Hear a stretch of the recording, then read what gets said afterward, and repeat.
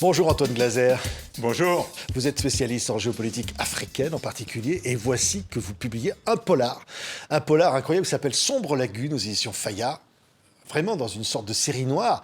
J'allais presque vous dire, ça nous amène à Abidjan, ça nous amène avec une enquête pour corruption, avec les relations entre la France et l'Afrique. Tout ça n'est qu'imagination. Non, enfin, il n'y a jamais, vous le savez bien en tant que journaliste, il n'y a jamais une imagination par bien de quelque chose. Mais c'est vrai qu'à travers la fiction, ça permet quand même de dire un certain nombre de choses. Il n'y a pas, évidemment, ce n'est pas une enquête, mais il y a des éléments dans ce livre qui ont vraiment existé. Et simplement, évidemment, j'ai brodé, j'ai fait en sorte qu'on ne sache pas exactement. Ce n'est pas une enquête, mais Oui.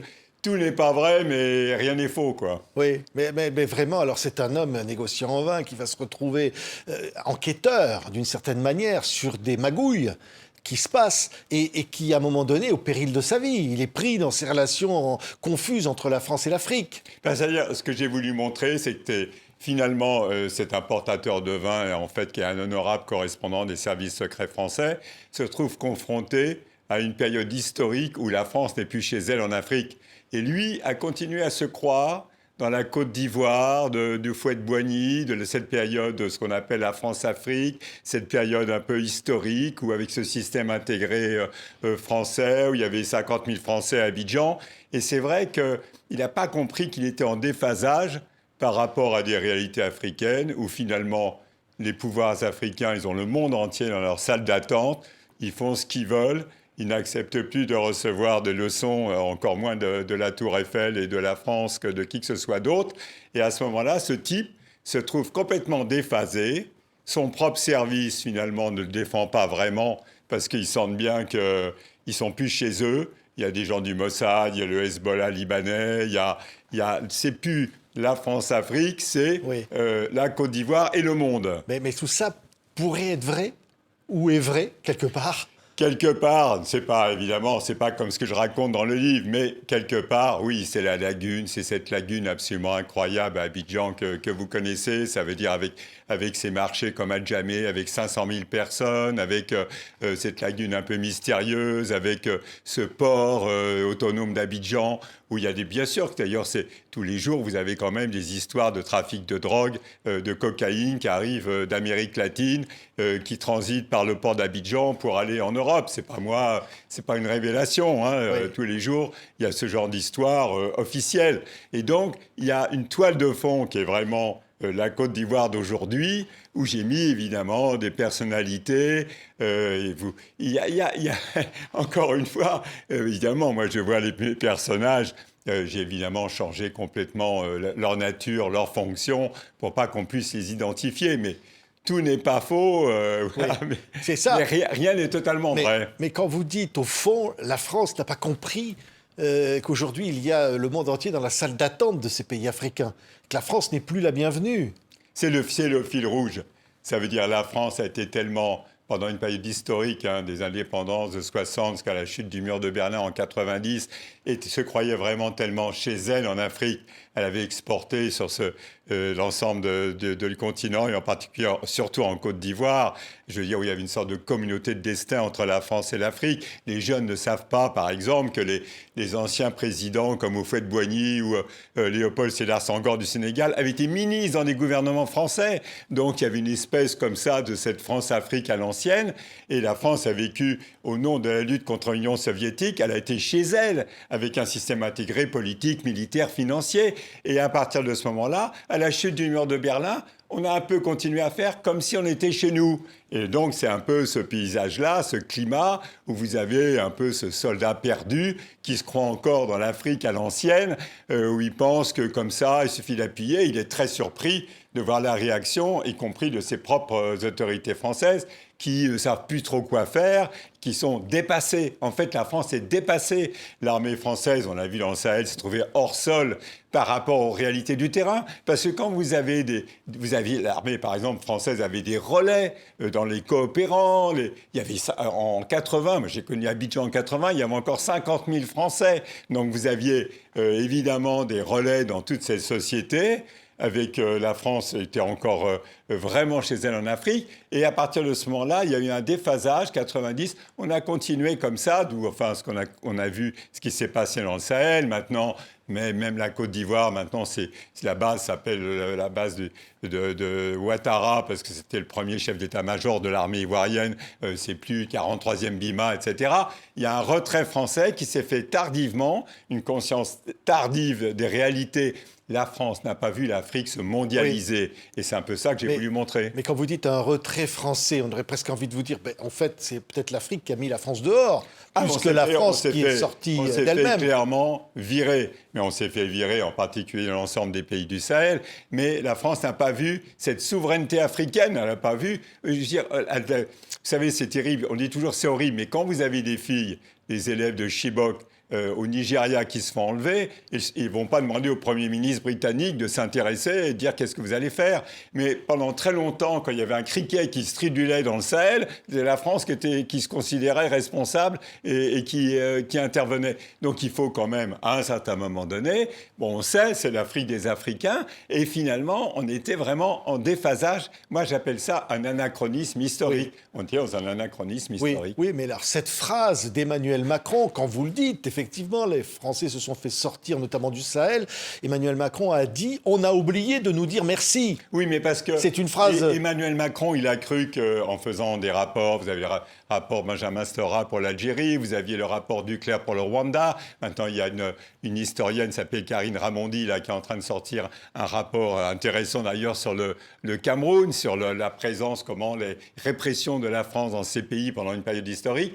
Et Emmanuel Macron a cru qu'en tirant l'ardoise magique sur cette période, en faisant 3-4 rapports, on allait passer à autre chose. Mais pas du tout. Je veux dire, les jeunes Africains, sans compter les diasporas. La France a par exemple des très mauvais rapports avec le Mali, mais vous avez 300 à 400 000 Maliens en France. Donc vous avez un type de rapport qui sont les populations, les gens, l'Afrique des Africains, mais aussi ce brassage. Et puis vous avez le président français qui pensait qu'on pouvait comme ça tirer l'ardoise magique sur toutes ces périodes historiques. Encore une fois, il ne faut pas voir ça sur le plan idéologique, il faut le voir ça sur le plan historique. La France a cru qu'elle était trop longtemps chez elle en Afrique. Oui. Et c'était parce que on a vraiment créé une communauté de destin entre la France et l'Afrique. On s'intéressait moins à l'Afrique des Africains qu'à nos propres constitutions, on a envoyé dans ces pays toute notre administration, etc. Donc, je veux dire, on était dans une période historique, on n'a pas vu la fin du film. Mais quand, ça a été le cas, la réaction notamment au Burkina, des autorités du Burkina, qui ont dit « mais c'est insultant ce qu'a dit Emmanuel Macron ». Au fond, non, la France n'a pas à recevoir de merci pour ce qu'elle a fait, envoyer des hommes en Afrique, essayer de protéger les Africains. Surtout quand Emmanuel Macron amenait les présidents africains devant la tombe à peau des soldats français qui étaient morts, effectivement, il disait pour sauver la vie il pensait aux familles, bien sûr, des Français, ce qui est tout à fait normal. Mais les Africains, ils ont perdu aussi des milliers de soldats et ils n'ont pas compris. Ça veut dire, dans ce rapport de ce jeune président qui pensait qu'il allait, c'était la nouveauté, etc., mais il avait un rapport à l'Afrique qui était quand même toujours paternaliste, c'est bien évident, puis non sans une certaine arrogance. Quand il était en bras de chemise à l'Élysée, il avait des cartes du Sahel derrière son dos, puis il montrait ce qu'il fallait faire de ci, de là. C'est aussi toujours en surplomb par rapport à des souverains africains. Les Africains, c'est leur problème, qu'ils se débrouillent quelque part. Alors ça paraît un peu hard, mais c'est leur problème. Oui, mais au fond, finalement, quand la France disait on va faire un rapport gagnant-gagnant avec l'Afrique, la France-Afrique, c'est fini. Mais parce que c'était pas vrai. Macron, il rêvait, ils vont faire un sommet, le prochain sommet franco-africain, ça sera on dit Afrique-France d'ailleurs, ça sera au Kenya. Mais comme si les Anglais attendaient, je veux dire, les Chinois, ils sont maintenant quasiment à 20% de part de marché sur l'Afrique. La France, elle dégringole. Mais est-ce qui est normal? On n'est plus dans la période. Pendant une période, il y a une rente politique dans les pays comme la Côte d'Ivoire. La France a contrôlé les marchés à 50-60%. Maintenant, c'est fini, mais on n'a pas vu ça comme ça. Et on ne voit pas que pour la jeunesse africaine, que vous avez vu que sans virer, comme ça s'est fait dans le Sahel, vraiment avec Manu Militari, quasiment l'armée française, un pays comme le Sénégal, eh ben, ils ont leur souveraineté, ils négocient. Et je vais vous dire, nos propres alliés européens Moi, avant, par exemple, en tant que journaliste, je ne les voyais jamais sur Paris. Maintenant, vous avez les Allemands, tous les Européens qui, avant, finalement, étaient en vol de canard derrière la France pour toute leur diplomatie d'influence de la France. C'est fini. Chacun est en bilatéral, à sa propre politique. On parle toujours de la France, etc. Mais les Émirats arabes unis, qui sont maintenant, pendant qu'on se faisait virer du Tchad, ils sont maintenant au Tchad, ils seront demain en Centrafrique. Moi, je suis surpris de l'aveuglement français. Oui, c'est faux, vous dire, mais c'est le cours de l'histoire. Bien sûr. Mais au fond, quelque part, est-ce que l'Afrique est gagnante? Ah ben, c'est leur problème. Alors, l'Afrique gagnante, justement, si on dit par exemple, oui, les Chinois, etc., bien évidemment, l'Afrique redevient totalement géostratégique. Quand vous voyez le président congolais Félix Tshisekedi, finalement, qui dit qu'il veut faire comme le président Zelensky, qui offre à Trump ses matières premières parce qu'il a des problèmes avec le Rwanda voisin, vous voyez que maintenant, c'est quasiment le Far West. Ça veut dire chacun maintenant, selon ses propres intérêts, va appeler telle ou telle grande puissance. Il n'y a plus les Nations Unies, maintenant, on a l'impression, n'existe plus. La France, la voix de la France, maintenant, pèse de moins en moins. Donc, je veux dire, on n'a pas vu ce changement. On s'est retrouvé vraiment à poil en Afrique parce qu'on était dans un anachronisme historique. Et le problème, c'est leur problème maintenant aux Africains de se débrouiller, de gérer. Et s'ils veulent faire la révolution chez eux, c'est leur problème. C'est pas nous qui allons dire lui, il est bien, lui, il est mal, faites ci, faites ça. Mais qu'est-ce qui va rester de cette relation? Je pense à la francophonie, par exemple. Les 3 pays du Sahel ont quitté l'Organisation internationale de la francophonie. On voit qu'au-delà même du retrait de la France, il y a une certaine nervosité, on va dire une certaine rancœur même contre la France. Je pense que quand on parle de la francophonie, l'OIF a toujours été un organisme politique. Je veux dire, Emmanuel Macron avait choisi Louis Mushikiwabo, la secrétaire générale de la francophonie. C'était plus pour les questions de politique, de rapprochement entre la France et le Rwanda, etc. Même du temps c'était l'ancien ministre Roland Dumas qui racontait qu'ils avaient choisi Boutros Ghali parce qu'il résistait aux Américains et Chirac l'avait choisi pour cette raison-là. Donc ça a toujours été politique. Mais je pense que compte tenu aussi du brassage qu'il y a entre la France et l'Afrique, il faut laisser les choses retomber.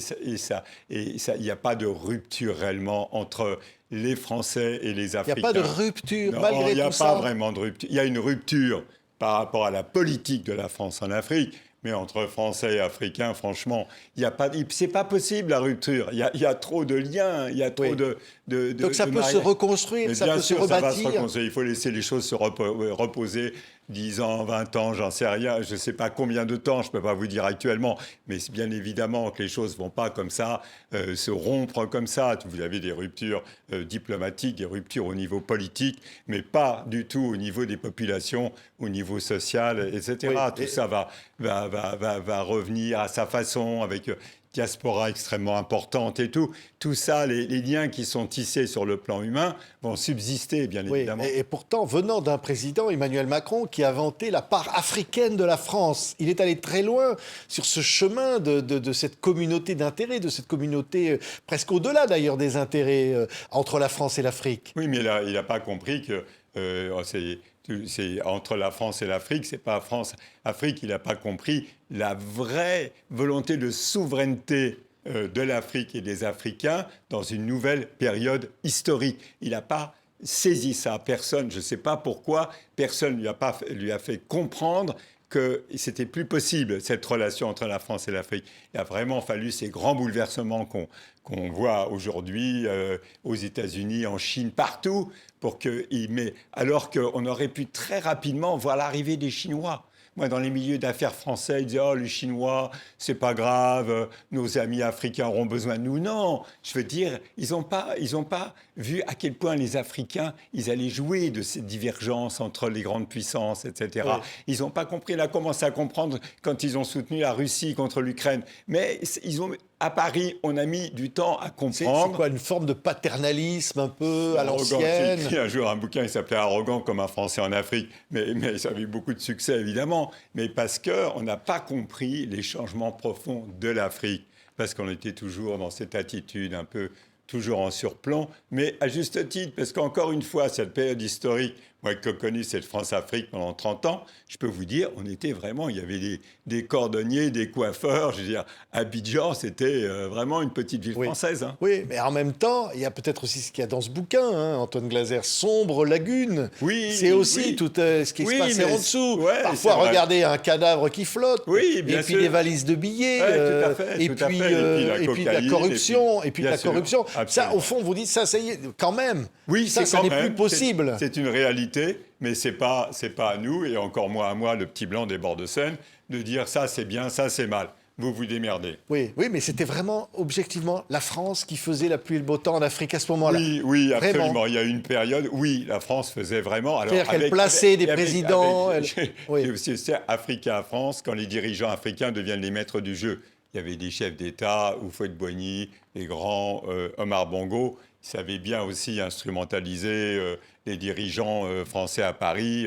On a connu aussi les valises de billets dans l'autre sens. Hein. Faut pas. Ce que Bourgi a raconté dans son livre. Absolument, ça veut dire. Ils savent que je sais. C'est quoi le titre de son livre. Il ne faut pas se leurrer. Hein, Tout ça était vrai.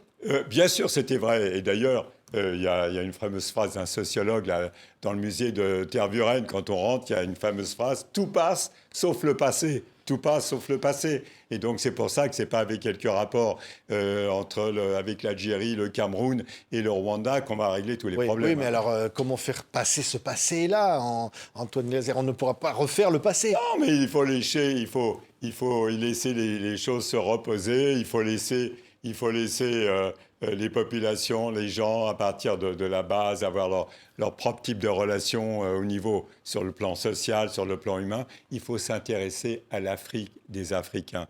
Vous avez dans ces pays, sur ce continent, vous avez des richesses. On avait, nous, le Bureau de recherche géologique et minière, il y avait des intérêts, des gens, des instituts, etc.